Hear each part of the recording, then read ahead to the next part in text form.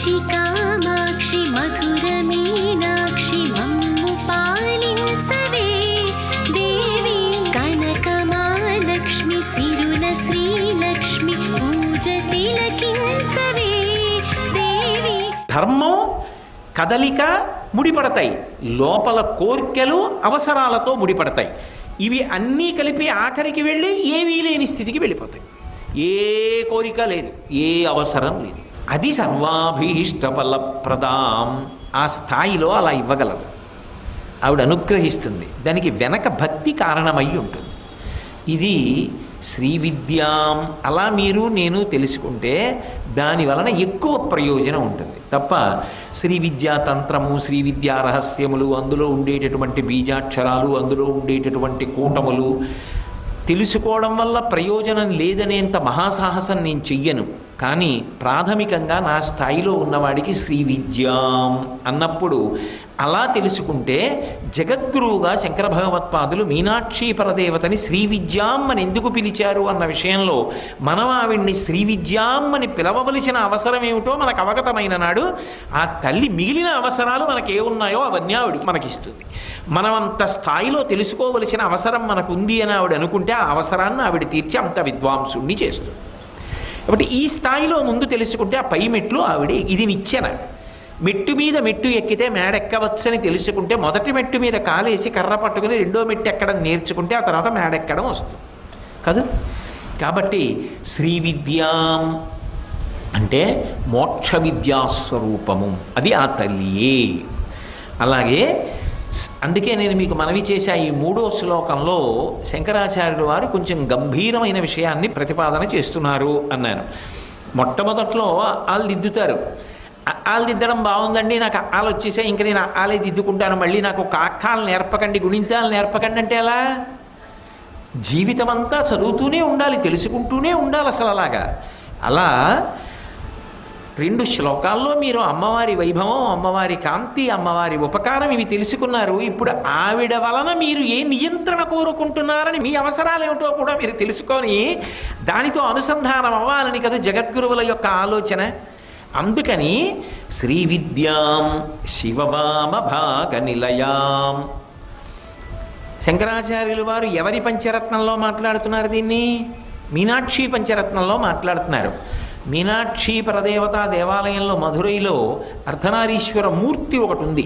ఒక దేవాలయంలో ఉమామహేశ్వర మూర్తి అని పక్కన ఉంటుంది, దాని పక్కనే అర్ధనారీశ్వర మూర్తి ఉంటుంది.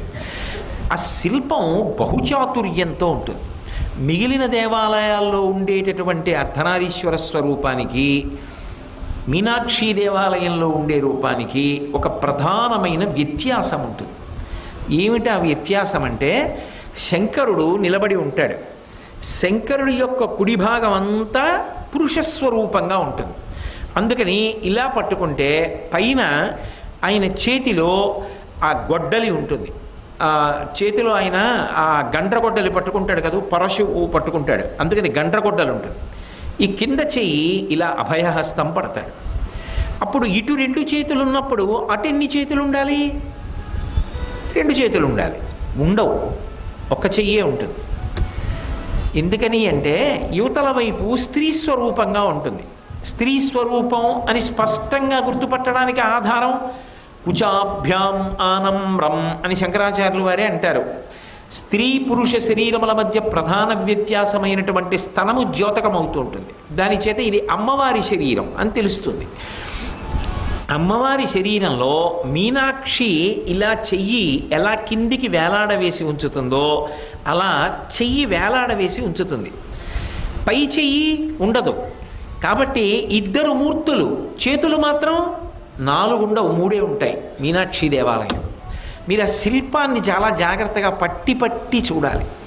అంటే ఎందుకు అలా పెట్టారు అంటే అందులో మీకు ఒక పెద్ద రహస్యాన్ని దాచారు. శంకరాచార్యుల వారు మీనాక్షి దేవత గురించి మాట్లాడుతున్నారు. కాబట్టి అన్వయం కూడా ఎందులోకి చేయవలసి ఉంటుంది? మీనాక్షి దేవాలయంలో మూర్తికి అన్వయం చేయవలసి ఉంటుంది. తత్వత ధనాధీశ్వర స్వరూపమైన అంటే 2 చేతులు అటు 2 చేతులు కూడా ఉన్నాయనుకోండి, 2 వచ్చి కలుసుకున్నాయి. ఒక దాంట్లో సగం పోయి ఈవిడలో సగం తగ్గిపోయి ఇందులో సగం ఏకమైపోతే అప్పుడు అది ఒకటైంది అని ప్రతిపాదన చేయవలసి ఉంటుంది. అదే అసలు అర్ధనారీశ్వర స్వరూపం అంటే కాదు. అందులో ప్రధానంగా తెలుసుకోవలసినటువంటి విషయం ఏమిటంటే, ఆయన అన్నాను అనుకోండి, ఎవరు? శివుడు. ఆయన శివుడు. మనకెవరు? తండ్రి. ఆమె మీనాక్షి. మనకెవరు? అమ్మ. ఇప్పుడు అమ్మ స్త్రీ, అయ్యా పురుషుడు. పురుషుడులో స్త్రీ, స్త్రీలో పురుషుడు. లోకంలో సాధ్యమా? ఉంటారా? ఉండరు. వాళ్ళు పురుషులు, వీళ్ళు స్త్రీలు అని చెప్పాలంతే. అంతేగాని వారిలో స్త్రీత్వం ఉంది, వీరిలో పురుషతత్వం ఉన్నది అని అనడం సాధ్యం కాదు. కానీ శంకరుడి విషయంలో అది సాధ్యం. ఎందుకో తెలుసా? అసలు ఆయన ఆవిడ అని రెండు ఉండవు. ఆయనలో ఆవిడ, ఆవిడలో ఆయన. ఉన్నది ఆయనే అమ్మగా నిలబడతాడు, ఆమెయే తండ్రిగా నిలబడుతుంది తప్ప ఆమెయే అమ్మగానే ఉంటాను అన్నమాట ఉండదు. అందుకే పరిపాలన చేసింది. సర్వం శ్రీ ఉమామహేశ్వర పరబ్రహ్మార్పణమస్తు. స్వస్తి.